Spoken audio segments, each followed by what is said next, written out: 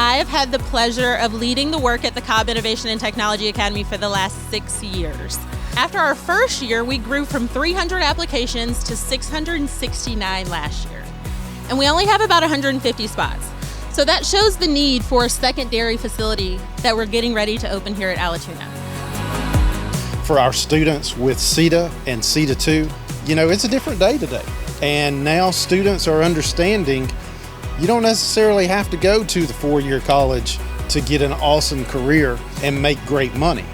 We're expecting every graduate to be successful. So it is incumbent upon us to make sure we provide as many opportunities as we can for our students to be successful, and we're proving that every time over 8,000 students walk across the stage to graduate every year.